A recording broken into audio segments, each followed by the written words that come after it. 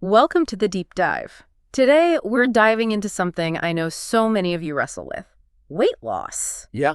It's like navigating this minefield of conflicting advice out there. One minute it's all about cutting carbs, the next it's fat-free everything. It really is. If you've ever felt confused or, maybe a bit defeated trying to figure out what actually works, well, you're definitely not alone. Absolutely. Mm. It's a landscape just filled with noise, and unfortunately, a lot of that noise comes from, well, outdated ideas or just plain wrong information. Mm-hmm.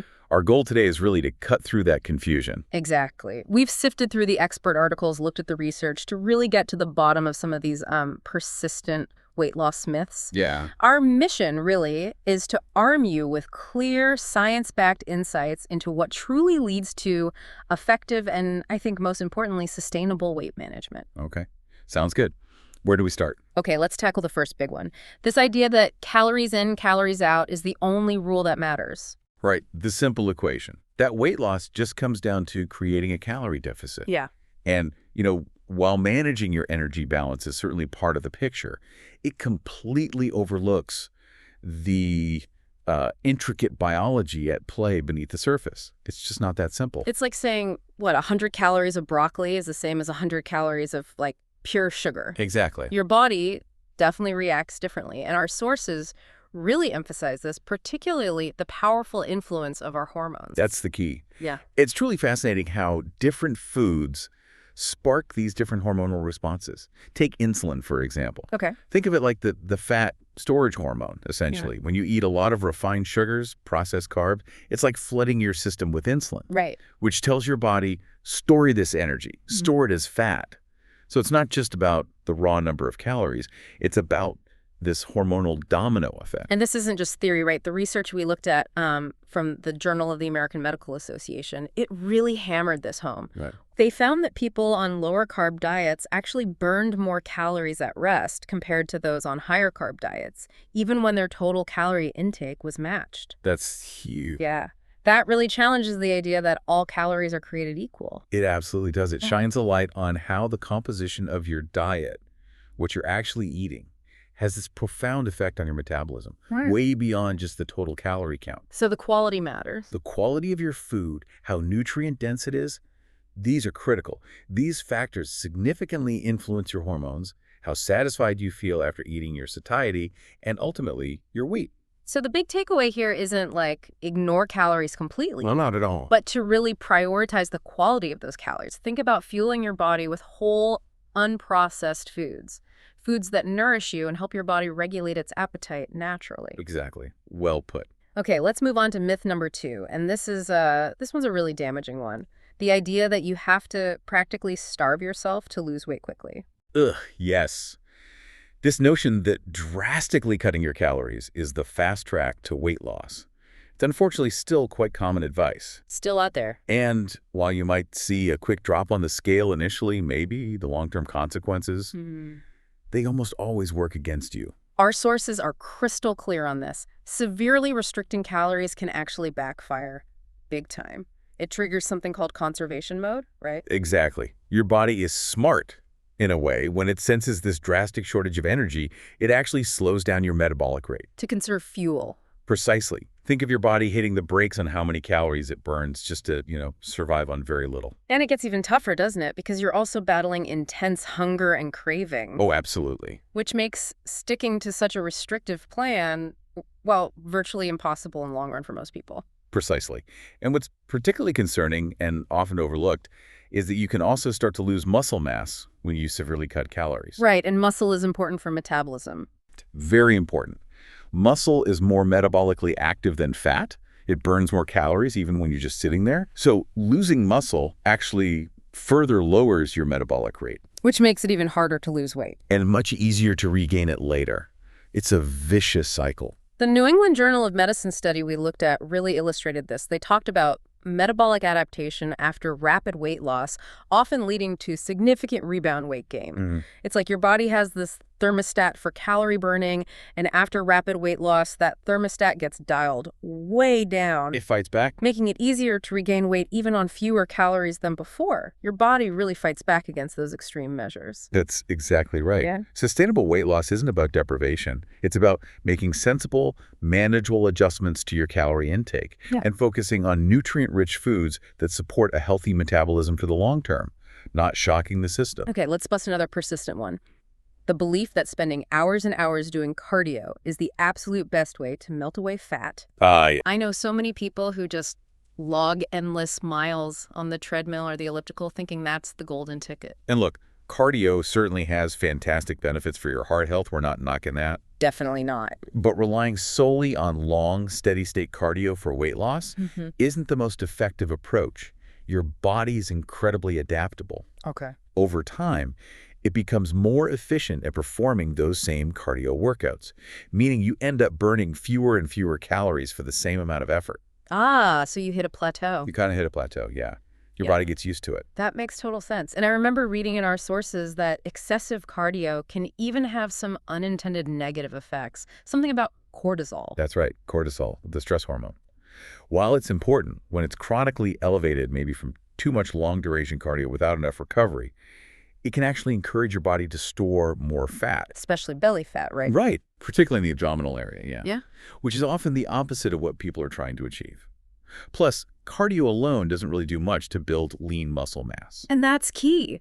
Our sources from the American College of Sports Medicine pointed out that combining resistance training, lifting weights, body weight exercises with moderate cardio yields significantly better fat loss results. Why is that combo so much more effective? Building muscle is really the secret weapon here. Muscle tissue is more metabolically active than fat tissue. Burns more calories at rest. Exactly. Think of it as having a higher resting calorie burn. So even when you're just sitting around watching TV, you're burning more calories if you have more muscle. Nice. Resistance training also helps improve your body's sensitivity to insulin, which we talked about earlier, and has a really positive impact on your overall body composition. More muscle, less fat. So the recommendation here isn't ditch cardio entirely, No. but aim for a more balanced approach. That includes incorporating strength training to build that calorie-burning muscle. Maybe some higher intensity interval training, HIIT, for an extra metabolic kick. Good option too. And then moderate cardio as part of a, well-rounded fitness routine. That's the sweet spot. Now, let's dive into a myth that has stuck around for what feels like forever. The idea that fat in your food is what makes you fat. I definitely remember the whole low-fat diet craze. Oh, absolutely. Snackwell cookies, anyone. For years, low-fat diets were the go-to prescription for weight loss. They were everywhere. But what the science now overwhelmingly shows us is that this fundamental premise was actually, well, quite wrong.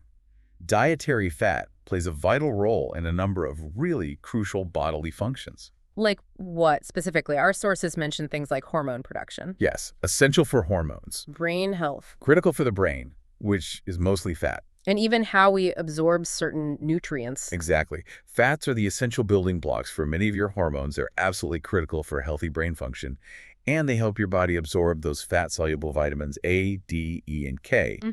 You need fat to get those. And this might sound surprising, but good quality fats can actually be your allies in weight management. How does that work? I mean, it seems counterintuitive. Cut fat to lose fat, right? Well, high-quality fats, think avocados, nuts, olive oil, they can significantly increase your feeling of fullness, your satiety, after eating. Ah, so you feel satisfied longer. Right. Which naturally helps you consume fewer calories overall without feeling deprived. They also play a big role in stabilizing your blood sugar and insulin levels. Preventing those crashes. Exactly. Preventing those energy crashes and subsequent cravings that can lead to unhealthy snacking.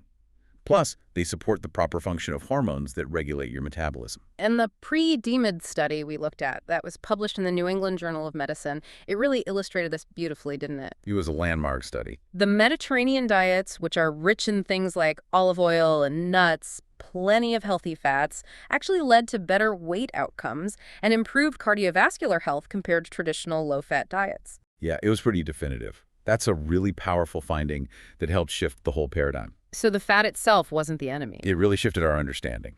The problem isn't usually dietary fat itself. It's more often the combination of refined carbohydrates and unhealthy processed fats, trans fats, certain processed vegetable oils that you find in so many ultra-processed foods. That combination is what often contributes to weight gain and other health problems. Got it. So the key takeaway is to embrace those healthy fats, avocados, olive oil, fatty fish like salmon, nuts, seeds, All the good stuff. while really making a conscious effort to reduce your intake of those processed foods that often combine unhealthy fats with refined carbs and sugars. That's a much healthier approach. Okay, our final myth to tackle today. The very tempting idea that weight loss supplements alone can magically transform your body without you having to, change anything else.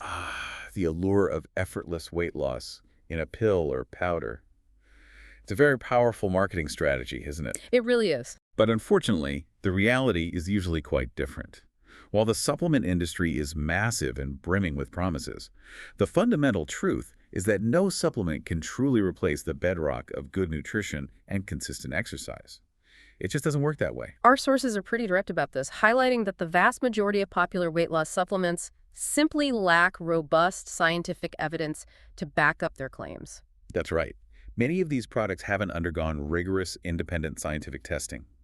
Or the studies that do exist often show minimal, if any, real impact on weight loss compared to a placebo. Right. Sometimes maybe a little water weight loss initially. Exactly. Sometimes any effects they do have are temporary, like a slight reduction in water weight or maybe a short-lived suppression of appetite that isn't sustainable, once you stop taking it. And there's also the very real potential for unwanted side effects or interactions with medications people might be taking. That's definitely a serious concern. Absolutely. That's crucial to remember. And when you look at comprehensive reviews of the research, the kind that pool data from multiple studies, the data generally shows that most weight loss supplements lead to very, very modest weight loss, often less than 2 pounds more than a placebo over several months. Wow, less than 2 pounds difference. Hardly the dramatic transformation that's often advertised on the bottle. Yeah, so it really sounds like the focus needs to shift away from the sort of quick fix promises and towards a more sustainable and comprehensive approach, one that actually works with your body's natural processes. Exactly. That's the core message. Sustainable weight management is really about understanding and supporting your body's natural systems. How do we do that? Well, it involves prioritizing foods that help keep your blood sugar and insulin levels stable, like we talked about with food quality. Supporting your metabolism by building or maintaining lean muscle through resistance training and getting enough protein. Okay. And reducing chronic inflammation, often by focusing on whole, unprocessed foods and cutting back on the ultra-processed stuff. It also means really tuning into your body's natural hunger and fullness signals, right? Practicing mindful eating instead of just strict, unsustainable restriction. Yes, listening to your body. And addressing those really crucial lifestyle factors like getting sufficient quality sleep, huge impact there, and effectively managing stress. We know both of those significantly impact our weight and hormones. Absolutely critical and often underestimated. And while there's no magic bullet, as we said, our sources do touch on the idea of evidence-backed approaches that can offer support when combined with these fundamental principles. Right, things that can complement a healthy lifestyle. One example that came up in the materials we reviewed is Sumatra Slim Belly Tonic. Now, it's important to be clear here. The information we have suggests this as a potential supportive option, something that aligns with some of the principles we've been discussing. Correct. What are the purported benefits based on what we've read about its formulation? From what we understand, Sumatra Slim Belly Tonic is formulated with a blend of natural ingredients. These are suggested to support a healthy metabolism, potentially help promote hormonal balance, which we know is key, and aid in reducing inflammation, which can often be a barrier to effective weight management. Okay. It also apparently contains antioxidants, which are generally beneficial for overall health. But the crucial point to reiterate, and this is really important, is that it's intended to be used in conjunction with proper nutrition and regular exercise, right? Yeah. It's not presented as a standalone solution or a magic pill. Precisely. That was clear. It's about creating a well-rounded strategy where different elements, diet, exercise, maybe a supportive supplement like this, work synergistically to support your body's natural ability to manage weight effectively, not replacing the foundations. Okay. So to sort of bring it all together then, the key message from our deep dive today seems to be that lasting weight management isn't about chasing fleeting trends or resorting to extreme, often unhealthy measures. Definitely not. It's really about gaining a deeper understanding of how your body functions and providing it with the right kind of support through balanced nutrition, appropriate exercise, and addressing those essential lifestyle factors like sleep and stress. Hmm. It's about letting go of those long-held myths, the ones we busted today, that can actually hinder your progress, and instead embracing evidence-based strategies for a healthier and maybe more positive relationship with food and your body. Absolutely. It's about nourishing your body and working in harmony with its natural systems rather than constantly fighting against them with quick fixes that usually fail long term. So as you go forward, maybe listening to this, I really encourage you to think about which of these myths might have unknowingly shaped your own approach to weight management in the past. Hmm. Could shifting your perspective, armed with this kind of science-backed knowledge, lead to more sustainable and ultimately more rewarding results? Remember, your body is actually designed to thrive when you provide it with the right kind of support. Well said. And just a final but very important reminder for everyone listening. Always, always consult with your doctor or a qualified healthcare professional before starting any new supplement, including the one mentioned, or making significant changes to your diet or exercise routine, Crucial. especially if you have any existing health conditions or are currently taking medications. Get personalized advice. Yeah.